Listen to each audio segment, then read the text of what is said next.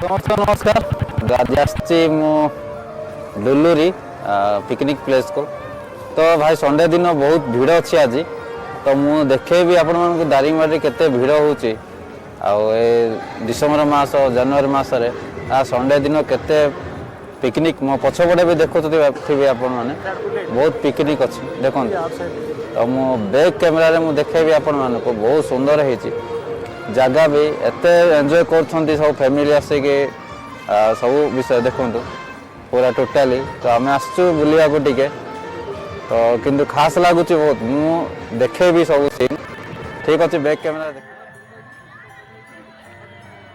ତ ଦେଖନ୍ତୁ ସାଙ୍ଗମାନେ ଆମେ ଆସିଛୁ ଲୁଲୁରି ଦାରିଙ୍ଗବାଡ଼ିର ଗୋଟେ ପିକନିକ୍ ପ୍ଲେସ୍ ପର୍ଯ୍ୟଟକ ସ୍ଥଳୀ ବହୁତ ସୁନ୍ଦର ଜାଗା। ତ ସେଇଠୁକୁ ଆମେ ଆସୁଛୁ ବୁଲିବାକୁ। ଦେଖନ୍ତୁ ବହୁତ ଭିଡ଼ ଅଛି, ବହୁତ ମାନେ ବହୁତ ଭିଡ଼। ଏଇଟା ବାହାରେ ରୋଡ଼ ସାଇଡ଼ରେ ଦେଖନ୍ତୁ କେତେ ଗାଡ଼ି ଛିଡ଼ା ହେଇଛି। ତ ବହୁତ ବଡ଼ ବଡ଼ ବସ୍ ଅଛି। ତ ଦେଖନ୍ତୁ ଏପଟେ ତ ଏଇଟା ଦାରିଙ୍ଗବାଡ଼ି ସେପଟେ ମାର୍କେଟ ଏରିଆ। ଏପଟେ ଭିତରକୁ ଦେଖନ୍ତୁ ଏଣ୍ଟ୍ରି ଗେଟ୍ ଦେଇକି ଆମେ ଯିବୁ ବର୍ତ୍ତମାନ ଭିତରକୁ। ତ ଭିତରକୁ ଗଲା ପରେ ମୁଁ ଦେଖେଇବି କେତେ ଭିଡ଼ ଅଛି ଲୁଲୁରିରେ। ତ ଫାଇନ୍ ଫରେଷ୍ଟ ବା ପିକନିକ୍ ପ୍ଲେସ୍ରେ ତ କେତେ ଭିଡ଼ ଅଛି। ଠିକ୍ ଅଛି ଦେଖିବା, ଚାଲନ୍ତୁ ଆମେ ଯିବୁ। ତ ଗଲା ପରେ ଦେଖେ ଭିତରେ କେତେ ତଳପଟ ଉପର ପଟେ ପୁରା ଭିଡ଼ ହେଇଛି। ତ ପ୍ରବଳ ମାନେ ପ୍ରବଳ ଭିଡ଼। ତ ଦେଖୁଛନ୍ତି ଏପଟୁ ମାନେ ଅଛନ୍ତି, ଦେଖନ୍ତୁ କେତେ ଭିଡ଼ ହେଇଛି। ଖାଲି ୱାନ୍ ସାଇଡ଼୍ ମୁଁ ଦେଖେଇଛି ଆପଣମାନଙ୍କୁ, ତଳପଟେ ବି ପ୍ରବଳ ଭିଡ଼ ଦେଖୁଛନ୍ତି। ତ ଫ୍ୟାମିଲି ସହିତ ସମସ୍ତେ ଆସୁଛନ୍ତି, ପାର୍ଟି ସମସ୍ତେ ଆସୁଛନ୍ତି, ପୁରା ପିକନିକ୍ କରିକି ଏନ୍ଜୟ କରୁଛନ୍ତି। ତ ଜାଗାଟା ବହୁତ ସୁନ୍ଦର ଅଛି, ଆପଣମାନେ ଆସନ୍ତୁ କେବେ ବି ଏଇଟା ବୁଲାବୁଲି କରିବେ। ଆଉ ବହୁତ ଜାଗା ଏମିତି ଅଛି ଦାରିଙ୍ଗବାଡ଼ିରେ ଟୁରିଜିମ୍ ଜାଗା, ଯେଉଁଟା ଆପଣମାନେ ଯାଇକି ବୁଲିକି ଦେଖିକି ପିକନିକ୍ କରିକି ଆସିପାରିବେ। ତ ବହୁତ ଜାଗା ଅଛି ଏମିତି ଲୁଲୁରି ପରି। କଫି ପ୍ଲାଣ୍ଟେସନ୍ ଅଛି, ହିଲ୍ ଭିଉ ଅଛି, ବଟରଫ୍ଲାଏ ପାର୍କ ଅଛି।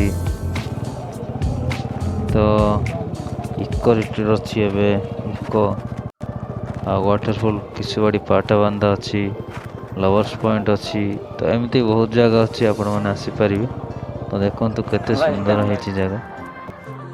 ତ ଏପଟେ ପୁରା ଡ୍ୟାନ୍ସ ଚାଲିଛି। ତ ସମସ୍ତେ ଫ୍ୟାମିଲି ସହିତ ଗୋଟେ ବସ୍ରେ ଆସୁଛନ୍ତି, ଆଉ ପିକନିକ୍ କରିକି ସେମାନେ ଏନ୍ଜୟ କରୁଛନ୍ତି।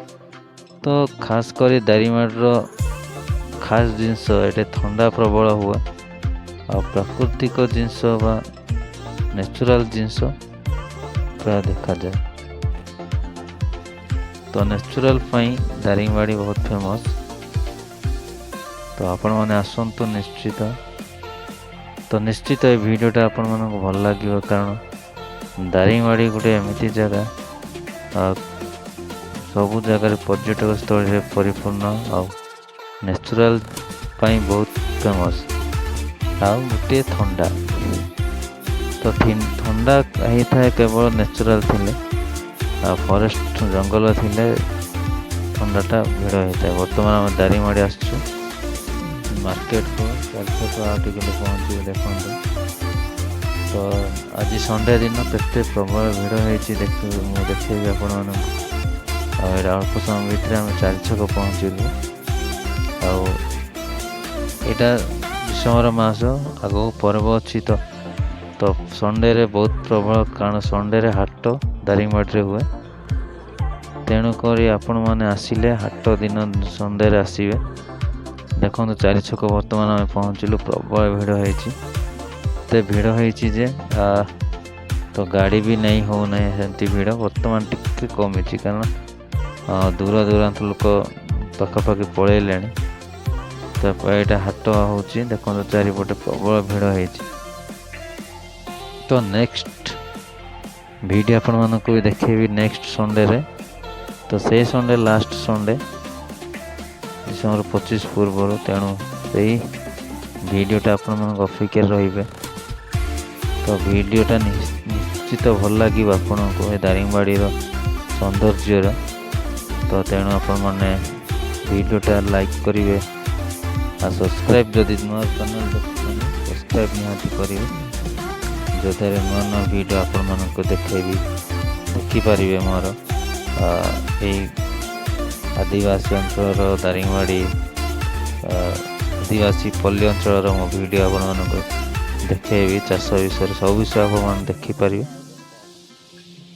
ତେଣୁ ଭିଡ଼ିଓଟା ନିଶ୍ଚିତ ଆପଣମାନେ ଲାଇକ୍ କରିବେ, ପସନ୍ଦ କରିବେ। ବହୁତ ଧନ୍ୟବାଦ ସମସ୍ତଙ୍କୁ। ତ ବର୍ତ୍ତମାନ ଆମେ 300 ଆସୁଛୁ,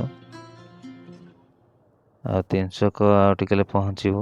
ଟିକେ କମିଛି ଭିଡ଼, ତଥାପି ଆଜି ସଣ୍ଡେ ଦିନ ଭିଡ଼ଟା ରହିବ ନିଶ୍ଚିତ। ତ ଧନ୍ୟବାଦ ସମସ୍ତଙ୍କୁ। ପୁଣି ଥରେ 300 ଆମେ ପହଞ୍ଚିଲୁ। ପୁଣି ନେକ୍ସଟ ଭିଡ଼ିଓରେ ଦେଖା ହେବ।